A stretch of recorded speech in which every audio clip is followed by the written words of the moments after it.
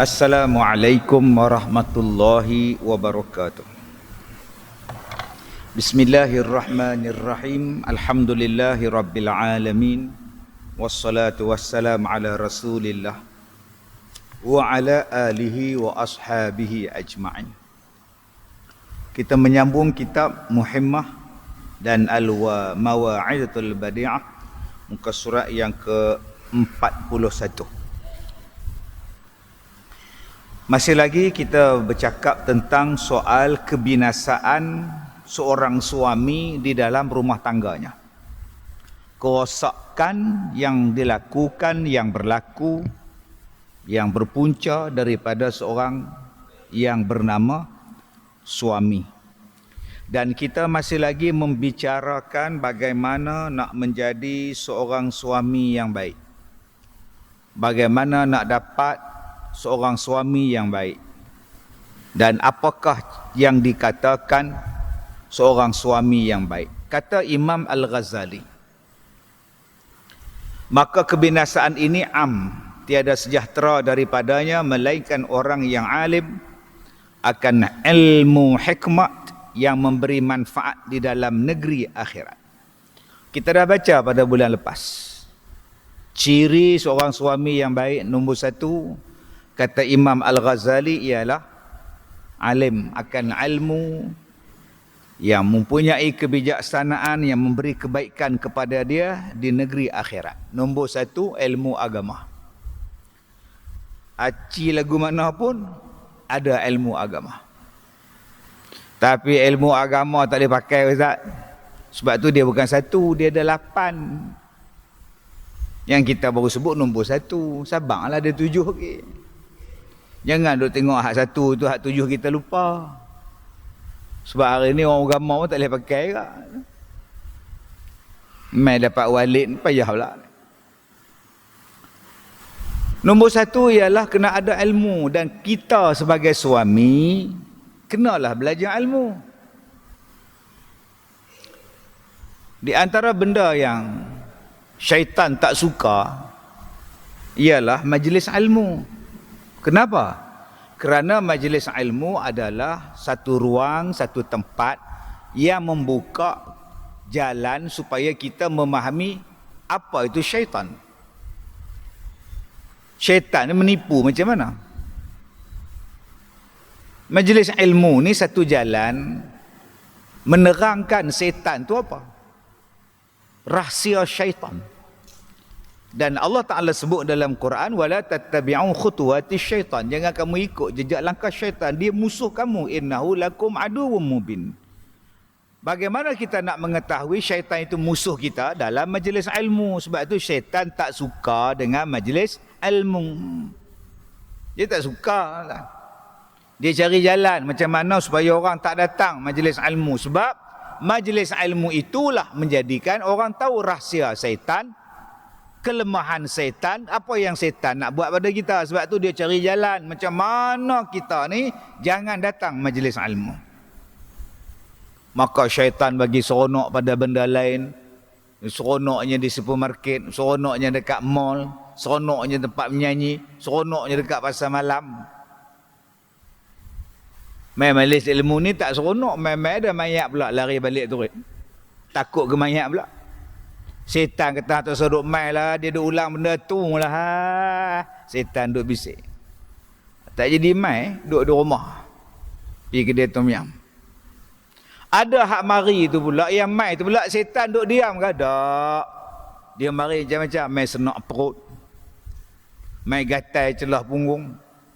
Saat lagi pula orang telefon, orang WhatsApp, saat lagi dia nak tengok ni, dia nak tengok yang ni. Lama-lama tak ada penumpuan dalam majlis ilmu. Jadi tuan-tuan, bila sebut majlis ilmu, dia kena mujahadah. 1, dia kena istiqamah. Mujahadah maknanya bersungguh-sungguh. Saya ni baru sampai dari Kota Kinabalu. Nak mai sini pula tuan-tuan, Allah, jam ni. Kalau ikut saya tak mai dah.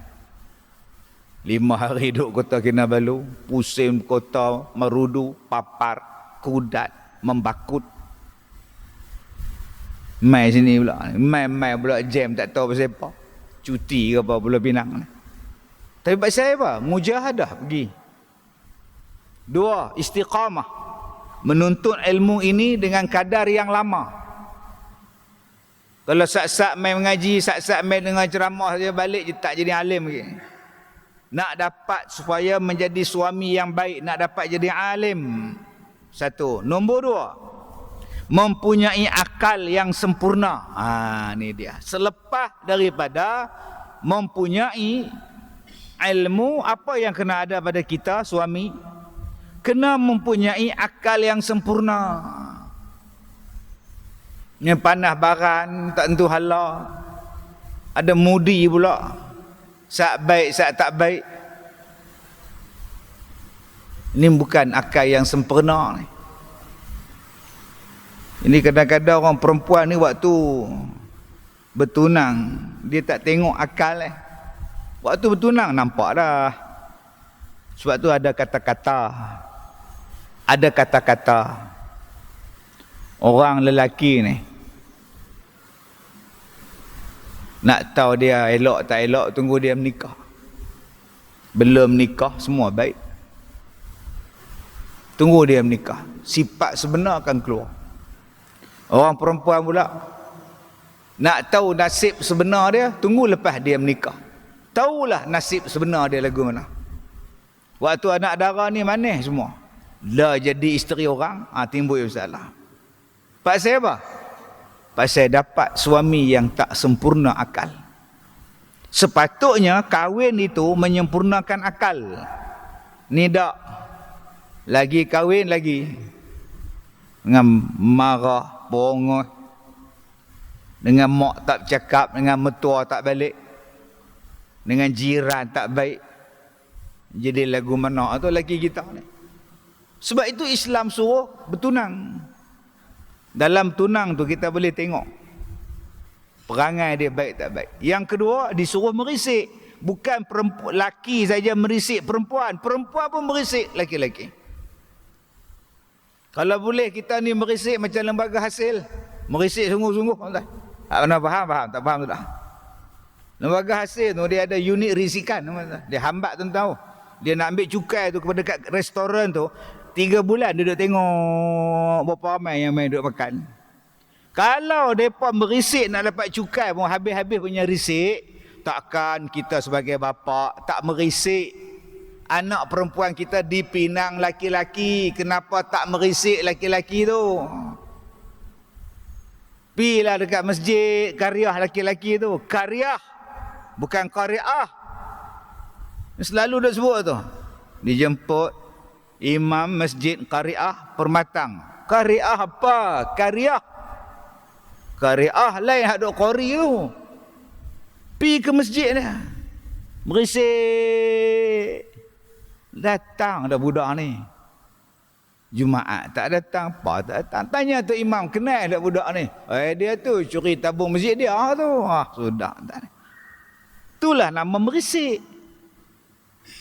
Kalaulah kita buat risikan, siapa bakal suami anak kita, macam mana lembaga hasil buat risikan, clear tuan-tuan. Kita takkan menikahkan anak gadis kita dengan orang yang 3 suku, yang hutang banyak, yang pemalah penyegan. 2, kita juga kena jadi macam orang MLM, multi level marketing. Cuba tengok orang multi level marketing. Selagi tak beli barang dia, selagi tak isi barang dia, dia tak balik orang tu. Duk cerita lah yang ni profit no, yang ni warna label 30 no. Lepas-lepas isi barang bayar yuran RM50 dia balik. Bayangkan tuan-tuan kalau kita mengajak orang ke masjid macam orang mengajak MLM, penuh masjid ni tuan-tuan. Selagi tak bergerak pergi masjid, selagi tu kau tak balik. Sayang tuan-tuan, dalam bab dunia manusia bersungguh. Dalam bab akhirat manusia biar pi depa lah, tak lantak pi depa dah anak saya nak Ustaz bagilah. Kita kalau larang Ustaz lagi payah budaklah ni Ustaz, kau suka abang lah. Memang payah, pas menikah payah. Baik, nombor 2. Nombor 3. dan mempunyai baik perangainya. Lagi baik perangainya. 3 ciri suami yang bagus. Apa dia? Baik perangai. Kita sebut sebagai baik akhlak. Tadi kita sebut sempurna akal, tak 3 suku, tak jadi mudi. Kita panggil bodoh-bodoh alang, jangan. Bahasa kampung saya sebut bodoh-bodoh cerdik, nak kata bodoh, cerdik nak kata cerdik, bodoh. Jangan duk bagi dia nikah, pening kepala ni. Nombor 3, baik perangai. Nombor 4, mengetahui dengan mata hatinya akan adat perempuan.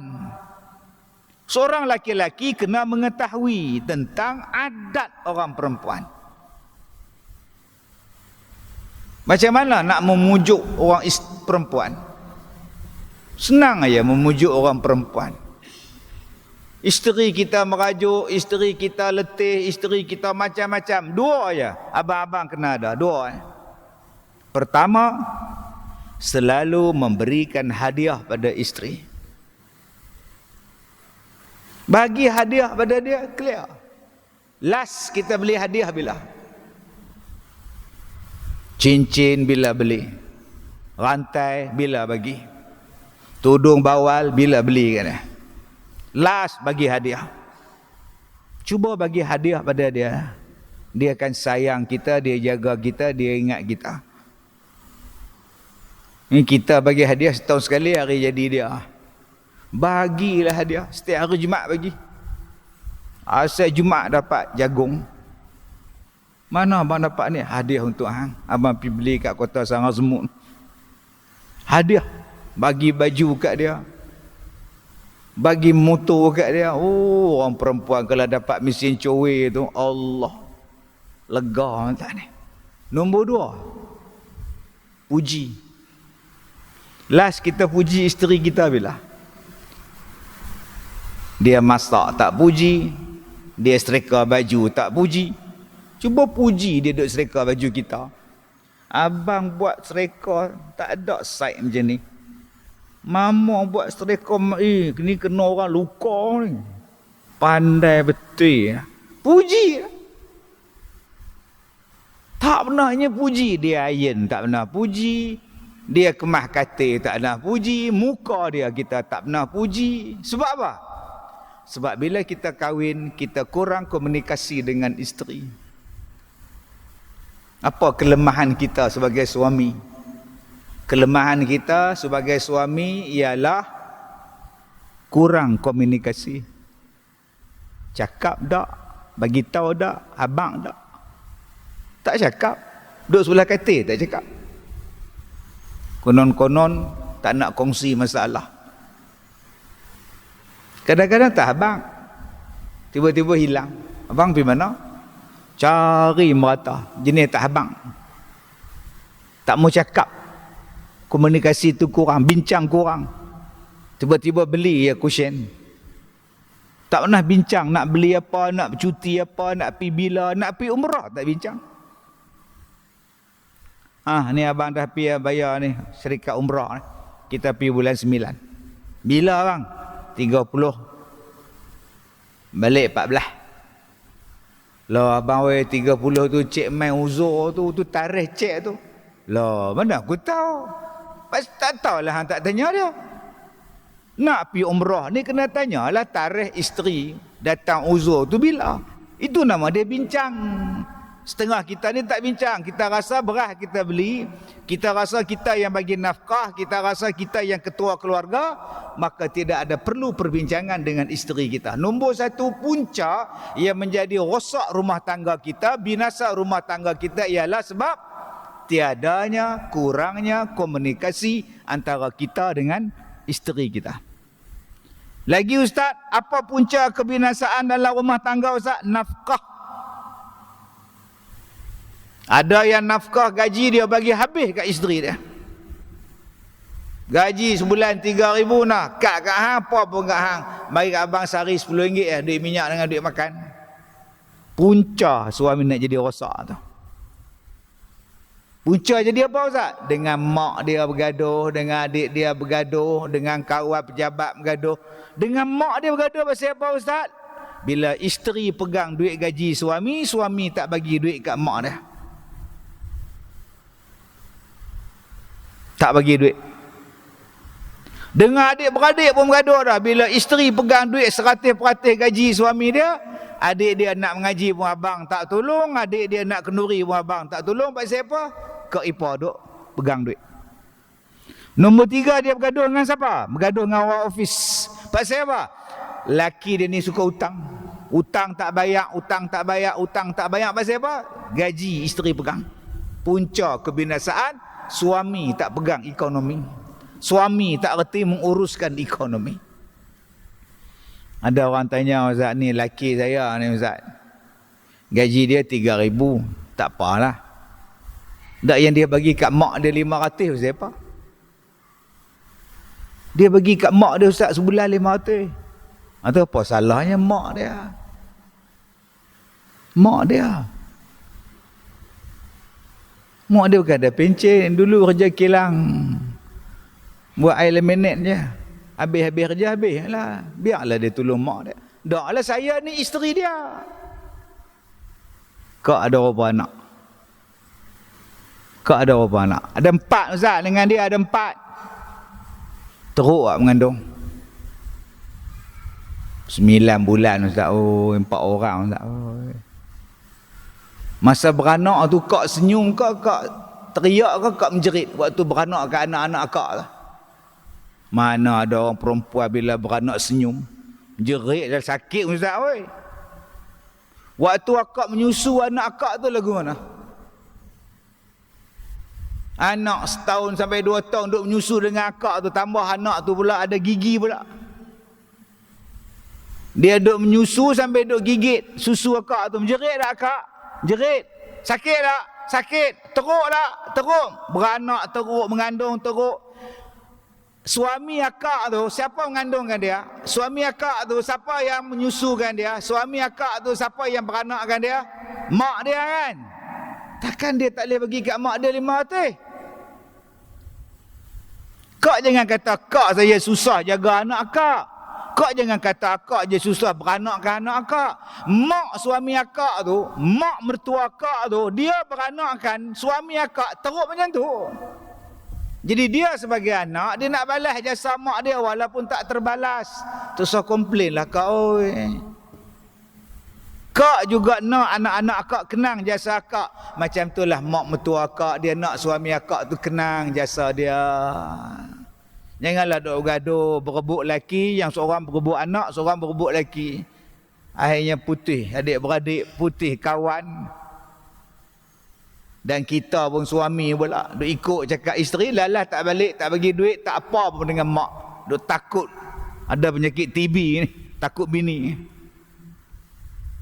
Mak tak balik, tengok duit pun tak bagi, pa pun tak. Pasal apa?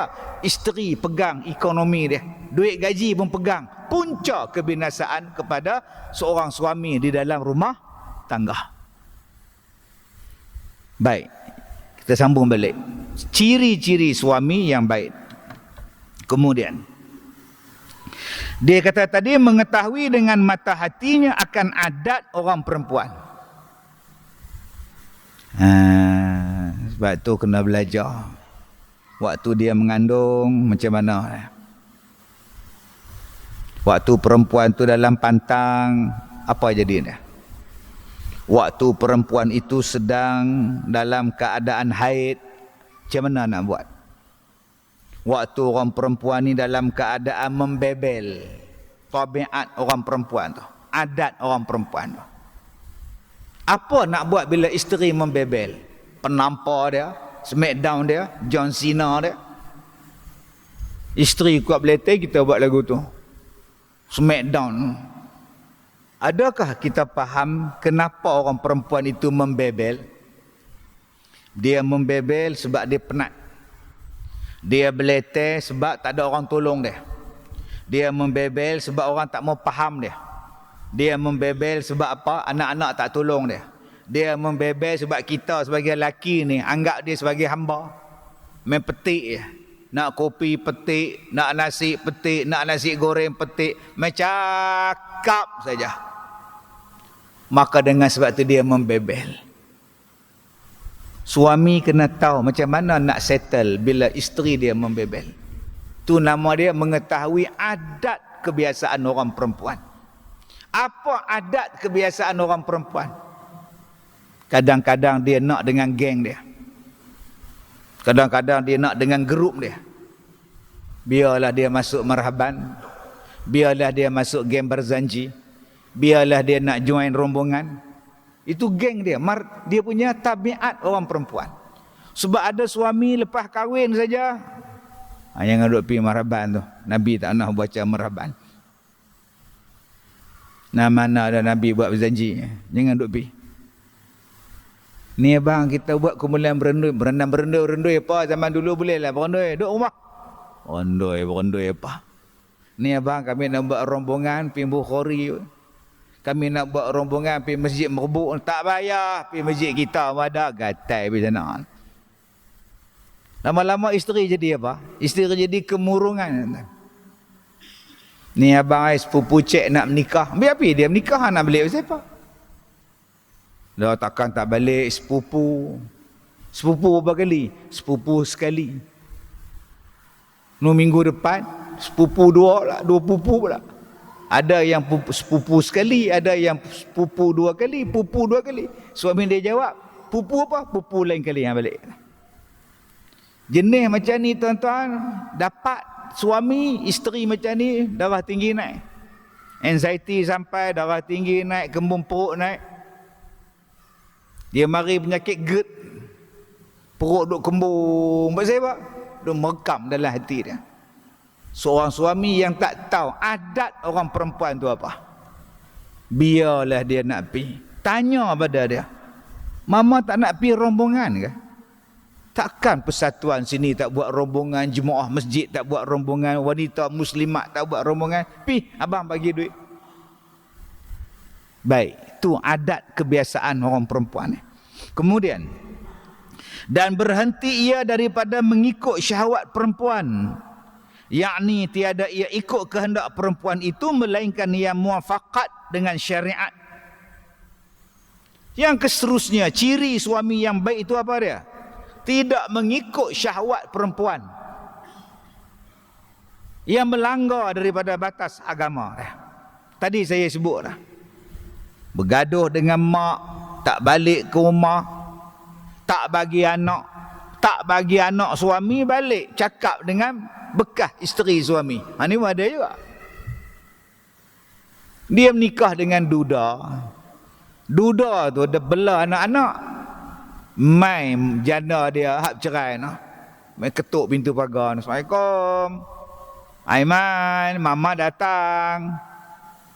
Abang yang duduk keluar pula. Aiman duduk dalam. Biar mama yang jumpa dia. Nak apa? Aku nak jumpa dengan anak aku lah. Kan jumpa lelaki hang. Tak boleh. Ni hak saya. Mahkamah putuskan saya jumpa dia. Oh, bergaduh pula tuan-tuan. Tarik isteri muda tu hang duduk dalam. Ni urusan aku dengan anak aku dengan bekas isteri aku. Ya, boleh aku bantu hang? Abang, saya nak ambil ni anak saya ni. Time saya ni. Bagilah hak suami tu pun. Dia pun ada mak ke. Itu mak hak dalam tu mak tiri dia, nu mak kandung dia. Kadang-kadang suami ni tuan-tuan duk dengar isteri hak muda ni.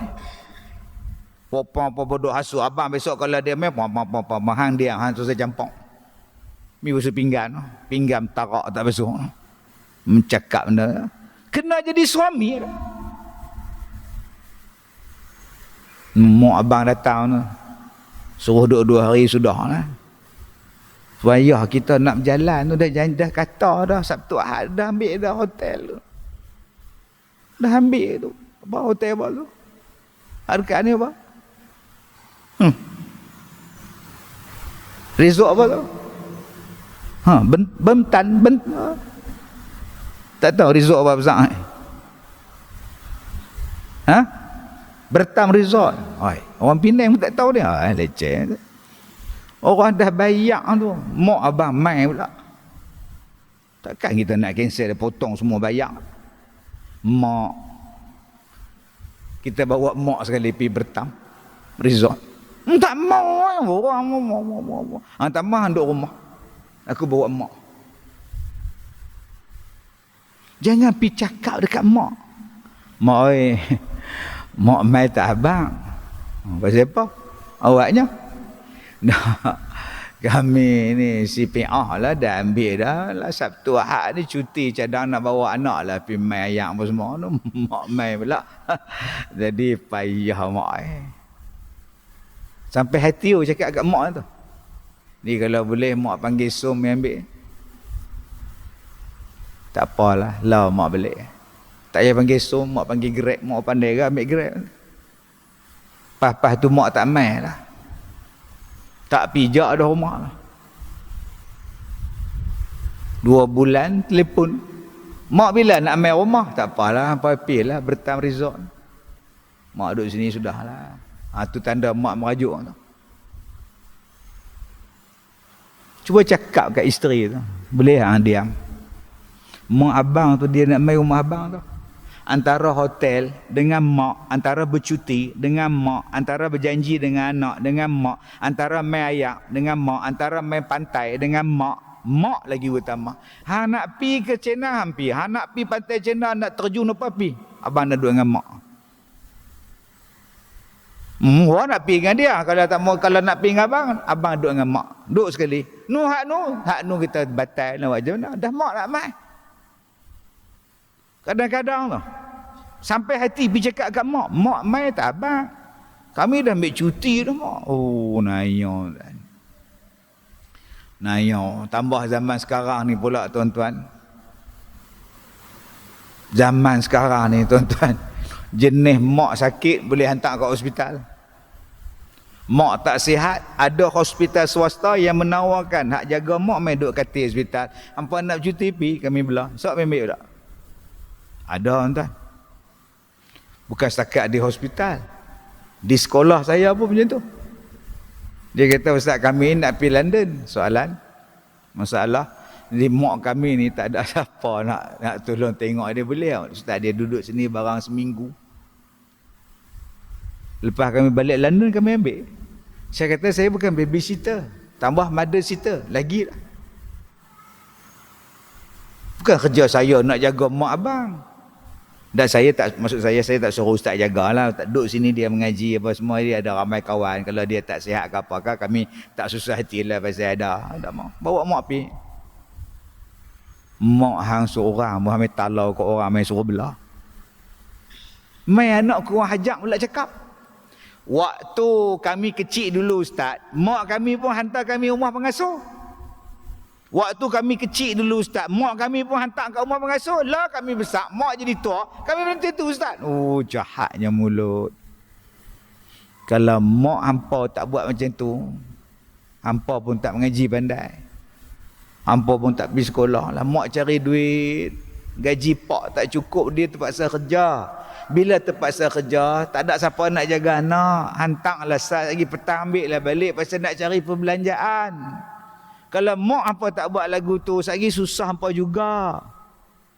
Dia boleh cakap tuan-tuan. Dulu waktu kami kecil, mak kami pun hantar. Lah apa masalah dia? Ni nama dia kurang ajar. Saya kata tak boleh. Kami adalah pondok pengajian, bukan pondok untuk jaga orang tua. Minta maaf. Jenis apa zaman lah. Tuan-tuan tak usah duk kata saya ustaz anak-anak saya bagus. Tak usah kata. Setakat ni anak-anak saya semua alhamdulillah cikgu no baguslah, no engineer no baguslah. Baguslah belum sakit. Nak tengok tak bagus ke bagus anak kita, tunggu akak-akak sakit, abang-abang sakit lah. Masa tu baru tahu. Lah tengah sihat, Pi ke jamban boleh basuh sendiri, mandi boleh mandi sendiri, pakai baju boleh pakai sendiri, tak payah pakai lampin. Memanglah, semua balik, semua sayang, semua cium pipi, cium tangan, wangi. Tunggu bau tai.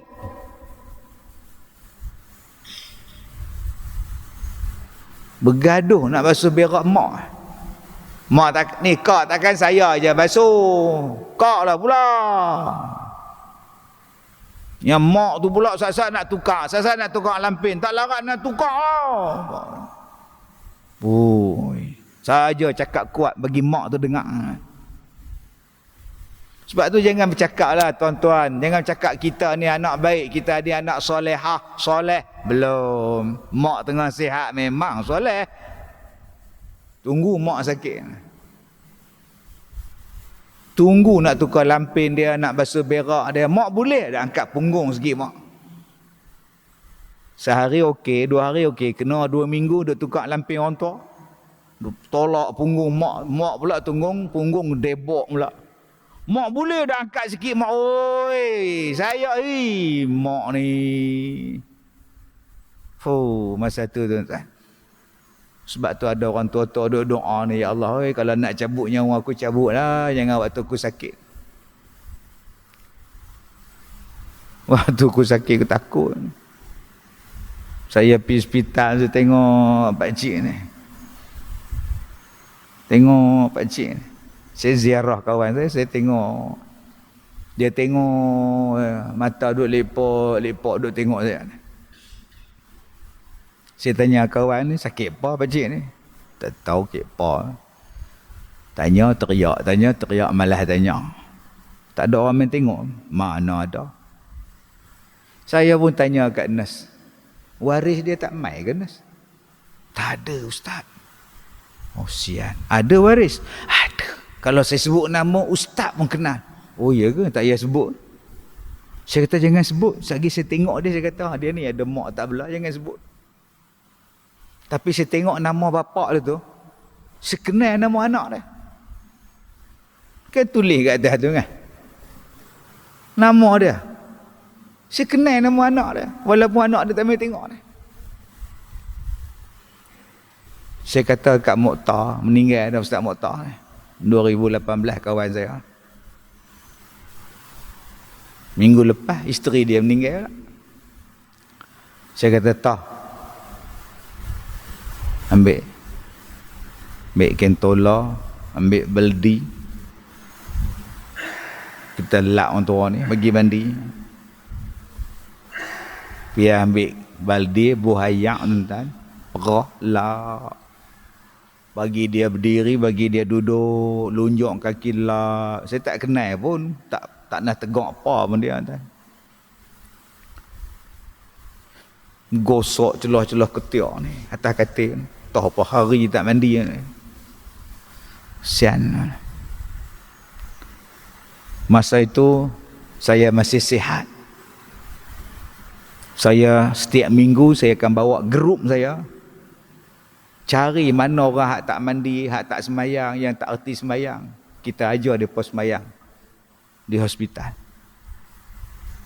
Sukarelawan.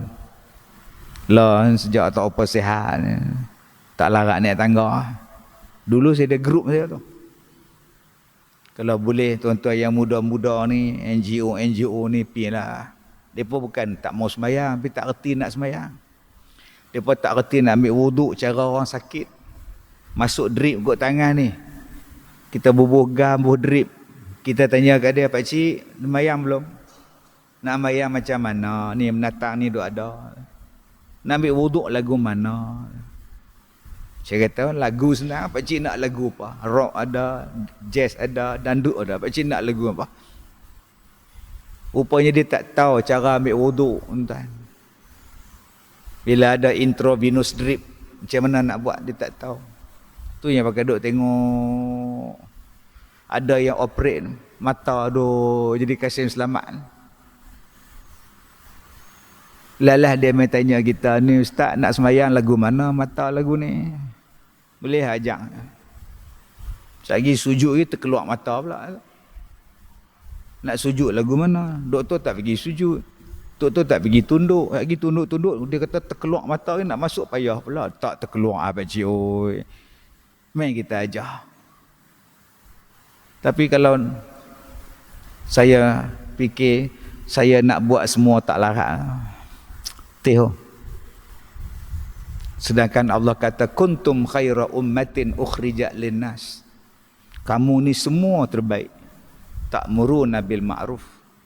Kalau kamu suruh orang buat baik, berdakwah pada kebaikan. Kadang-kadang terasa tak kita ceramah, kita jaga orang tua, kita jaga pondok, kita jaga tahfiz. Kita berlakon, kita bergerak sana, kita tulis buku, kita buat radio, kita buat TV. Kadang-kadang terasa kita pula pergi hospital, pergi mengajar orang sakit pula.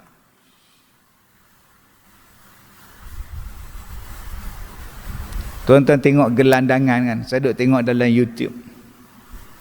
Gelandangan yang dia perkutik tepi jalan, rambut kusuk masai, hitam baju semua ni. Mai tenyeh, mai gosok, mai sabun, bagi baju wangi, gunting rambut dekat dia, cukur jambang, misai semua ni cukur. Saya buat lah. Saya buat lah. Tarik dia naik motor, jom kita mandi. Tak mau. Jomlah mandi, busuk. Nak wangi tak?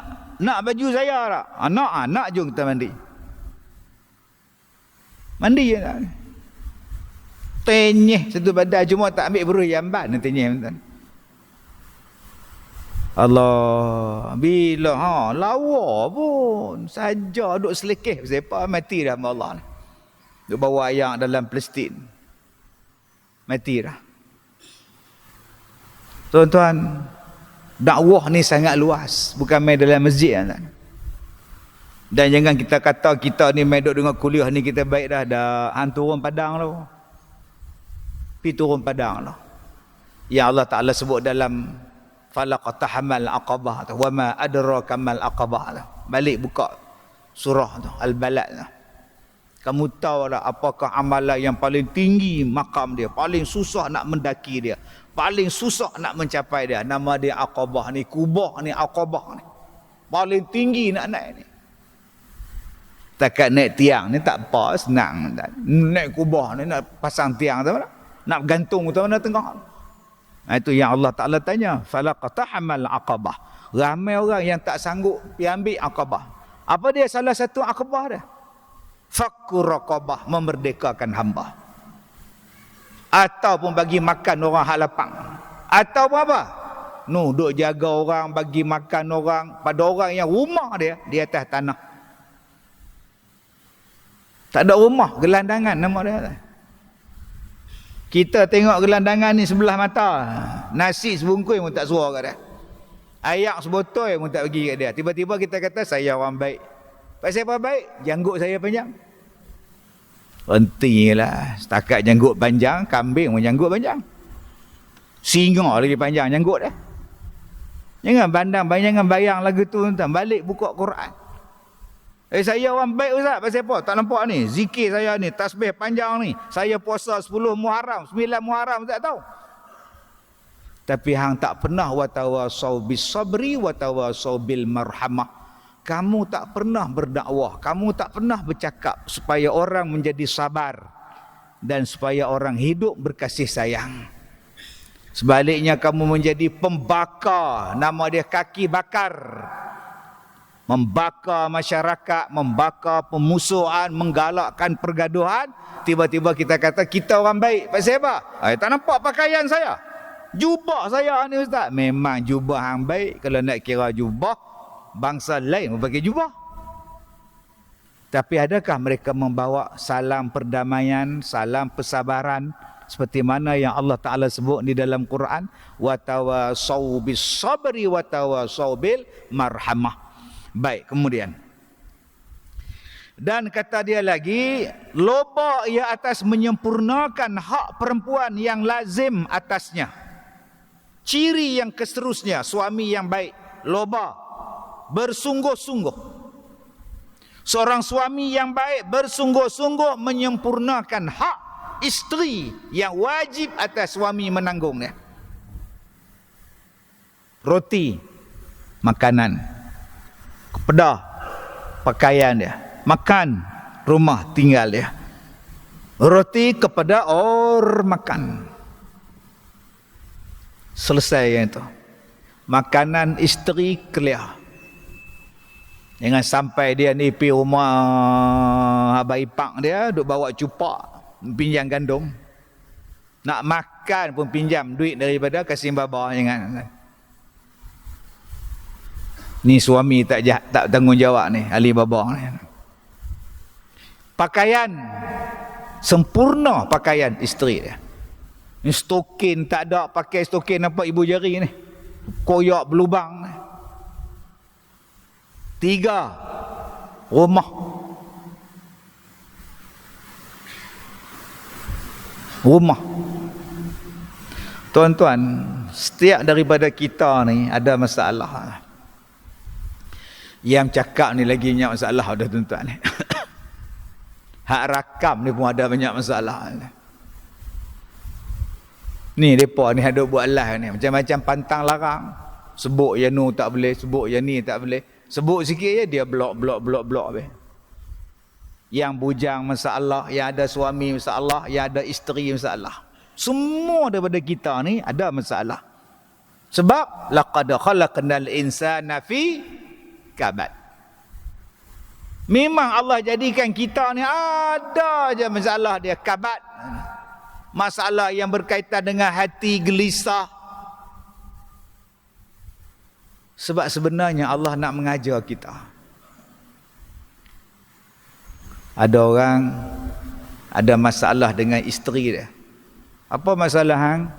Isteri saya ni ustaz. Hang ada isteri juga Dia sampai sekarang tak ada bini, hang tahu tak? Hang kumang-kumang ada orang masak kat hang. Kumang-kumang ada orang jaga hang, tak boleh napas tengah malam, isteri hang buruk hang dengan siku tak? Dia kalau napas tak boleh malam, siapa nak buruk dah? Tu. Isteri. Saya ni masalah ustaz, tak tahulah isteri mulut kasar ustaz. Allah setakat mulut kasar tu hang dia hang tengok bini dia lagi teruk. Bini dia siku dia, smackdown dia Ada kat hospital sekarang ni. Nikah dengan jurulatih silat pak tu kena kat lelaki dia. Saya ni masalah ustaz.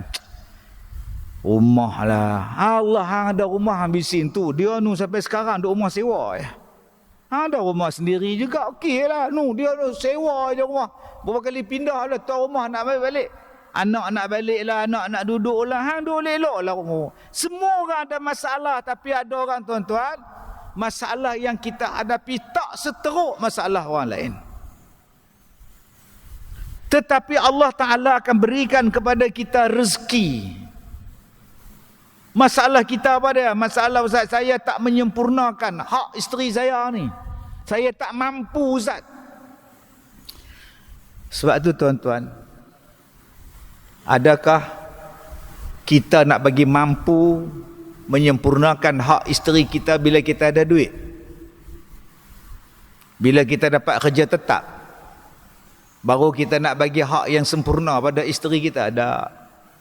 Jangan tunggu dapat ni, jangan tunggu dapat ni. Allah Ta'ala sebut 2 benda. Buat 2 benda ni Allah mudahkan urusan pada hang. Wasta'inu bisabri wassalah. Minta tolong pada Allah dengan jalan sabar, dengan jalan solat. Kita duk komplain masalah kita kena buang kerja, masalah kita duit tak cukup, masalah kita ni bisnes tak jalan. Ada hang semayang? Ada hang sabang? Hang tak sabang. Allah uji kita tu, dia nak tengok apa yang kita buat. Bila Allah Ta'ala uji, hang sabar, aku tolong hang. Dan sabar tu tahap sabar sungguh. Ada sahabat yang bertanya pada Rasul, ada sahabat yang bertanya pada Nabi, ada umat yang bertanya pada Nabi mereka, mata nasrullah, bila pertolongan Allah akan sampai, aku susah ni. Ala inna nasrallaha qarib, sesungguhnya pertolongan Allah dekat. Sabar. Saat lagi dia buka pintu rezeki. Sat lagi dia buka pintu rezeki. Hang sabar saya lah. Isteri pun kena sabar, suami pun kena sabar. Sat lagi Allah buka pintu rezeki. Baru ni saya pergi ke Sabah. Mereka ajak saya makan, mereka jamu saya makan dekat tepi laut. Restoran tepi laut. Saya ni dah orang bawa nak ceramah malam, hotel tak sampai lagi. Sekejap lagi aku cari hotel tak jumpa pula. Ikut tengah duk makan mai orang. Yang bawa saya makan tu orang Cina. Dia bukan Islam, dia nak belanja saya. Dia kata, "Atok, inilah orang kaya sini, toki kedai sini." Masya Allah. Ini kaya punya orang lah, kata. Ini kaya punya orang lah. Saya pun kata dekat dia. Yang ni kot Piramli kata ni. Kapal di laut, gedung di darat. Dia hangguk pula tuan-tuan, orang tua tu. Betul tak? Kapal depan tu saya punya. Astaghfirullahalazim. Saya saja ngusik je. Yang ni kot yang Haji Bakhil kata, kalaulah Cikgu Murni kahwin dengan dia, macam bertelur di atas padi Cikgu Murni. Kapal di laut, gudang di darat, kata dia.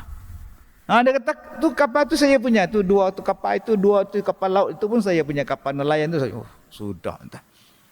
Ada bisnes apa lagi Tuan Haji? Stesen minyak pun saya ada, Ustaz. Bagus. Bagus. Ustaz, dia bukan setakat ada stesen minyak, lori tangki 10, Ustaz. Astaghfirullahalazim. Kaya sungguh ni, lori tangki 10, besar punya tu. Satu lori tu 1 juta. Ni kaya sungguh orang tua ni. Apa saya tanya semua, dia cakap jawab. Saya tanya apa rahsia Tuan Haji berjaya ni? Saya orang miskin, Ustaz. Saya orang susah. Memang tak ada duit, Ustaz. Tapi Alhamdulillah, kerja minta tolong dengan Allah, minta tolong dengan Allah, minta tolong dengan Allah. Allah tolong sekarang, Ustaz. Alhamdulillah. Cuma saya mau cakap dengan Ustaz, rahsia kejayaan.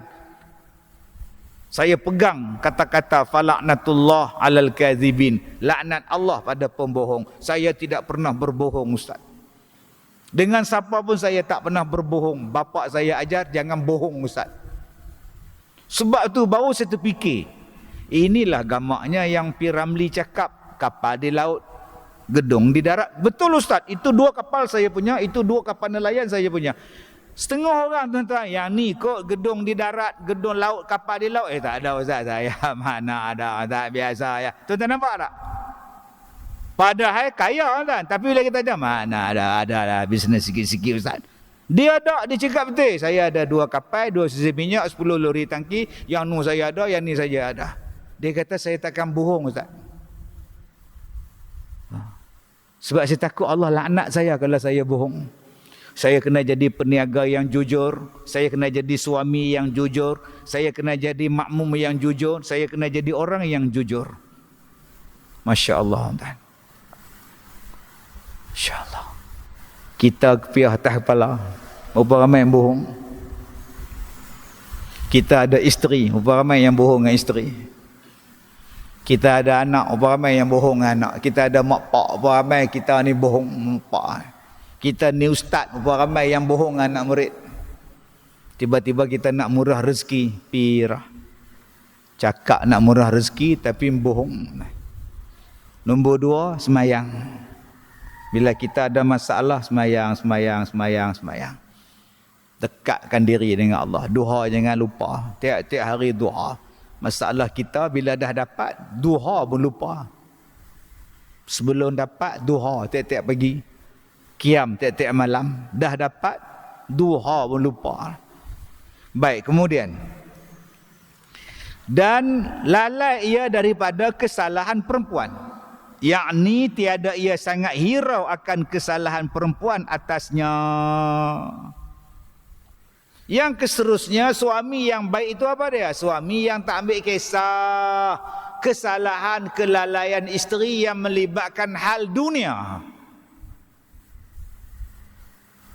Jangan isteri keluar daripada rumah pakai skirt. Saya tak kisahlah, Ustaz, biar pergi dia lah.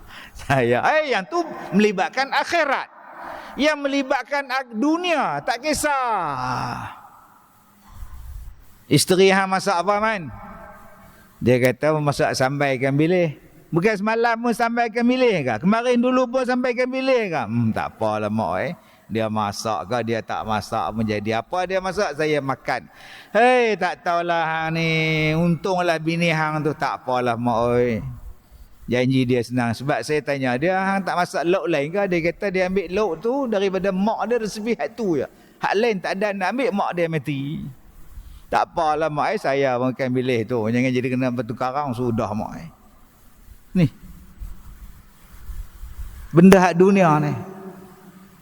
Balik-balik rumah Allah, pergi ke dapur lah. Tak buang sampah. Tak apa. Kita bungkus plastik hitam tu kita buang tepi jalan, satgi lori sampah mai, tak gaduh apa. Isteri kita ni lagu mana? Lagu hak dunia ni terlupa pula dah. Terlupa apa? Tak nak nasi, terlupa tekan periuk tu, terlupa. Yang kita ni puasa hari Ashura. Bila nak buka puasa, nasi duk tak masak lagi. Tak apa, kita kata lauk sudah. Simple. Tapi benda yang melibatkan agama, suami ambil berat. Yang dia kata dalam kitab ni, benda yang melibatkan dunia, maafkan dia atas kelalaian si isteri tadi. Dan kemudian, dan menunjukkan dengannya, dengan akalnya akan tabiat perempuan, yakni tahulah ia membuka akan perempuan itu dengan budi bicara akalnya. Inilah dia tuan-tuan, 8 ciri bagaimana menjadi suami yang terbaik.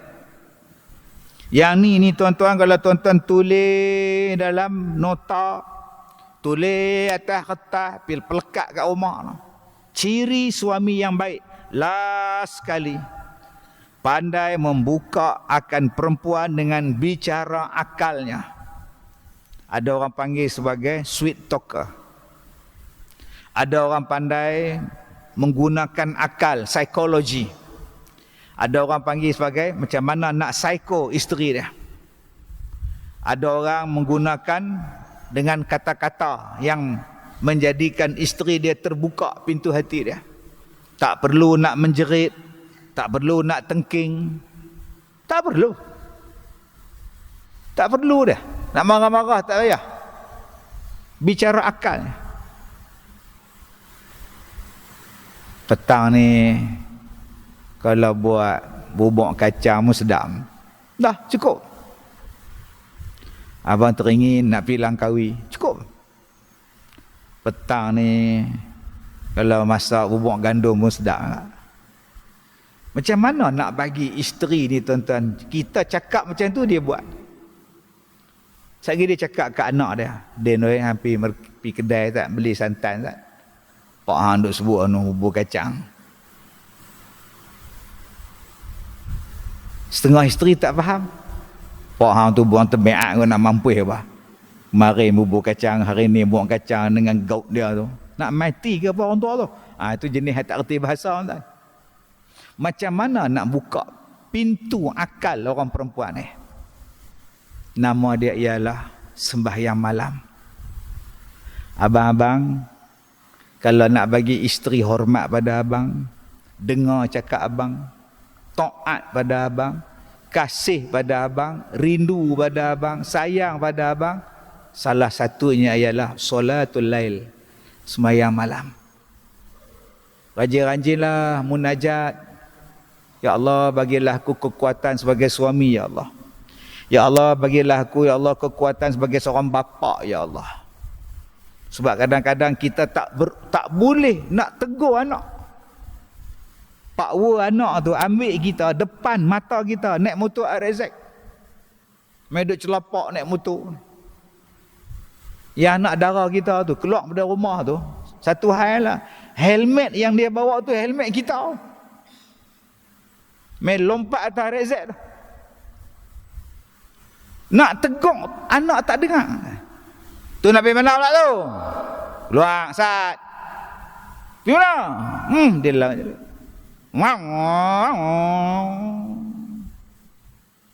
Pasal apa anak-anak ni tak mau dengar cakap aku ni? Tak takut langsung ni pasal apa? Cuba abang tanya. Abang sembahyang malam. Saya sembahyang malam tak? Betul? Saya sembahyang pukul 4 sampai pukul 5.30. Betul? Tidak jaga pukul 8. Oh, subuh tak buat pula. Elok. Hak sunat abang buat, hak subuh abang tak buat. Macam mana nak jadi? Mailah sembahyang di masjid. Mai masjid ni sembahyang subuh. Nabi katakan, man shalla subha fa huwa fi zimmatillah. Siapa yang sembahyang subuh berjemaah, Allah jaga dia. Kita tak mampu tuan-tuan nak jaga isteri seorang, kita tak mampu nak jaga 5 anak kita, 6 anak kita seorang-seorang kita, melainkan Allah tolong kita. Tapi kalau kita tak sembahyang malam, kalau kita tak sembahyang subuh, tak berjemaah, bila nak datang kebolehan membuka bicara akal pada isteri kita? Saya cakap je banyak kan balik rumah 2 minggu tak balik, malam ni baru balik. Jalan merata ni. Tidur semalam, hari Selasa, hari Rabu keluar pula. Siapa yang jaga anak dia? Siapa yang nak jaga isteri dia? Berpuluh tahun macam itu. Saya tak mampu. Saat terbang sana, saat naik kereta sini, saat duduk atas kereta lagi lama dah duduk di rumah. Sembahyang malam, ya Allah, peliharalah anak-anakku, ya Allah, bagilah mereka ni, bagilah walaupun aku tak ada di rumah, bagilah. Jadi tuan-tuan, jom kita banyakkan sembahyang malam, banyakkan bertahajud, munajat. Mudah-mudahan kita dapat isteri solehah, dapat anak yang soleh dan soleh. Solehah insya-Allah kita tandakan situ, kita sambung lagi pada kuliah yang akan datang. Saya minta maaf jika terkasar bahasa. Wabillahi taufiq wal hidayah. Assalamualaikum warahmatullahi wabarakatuh.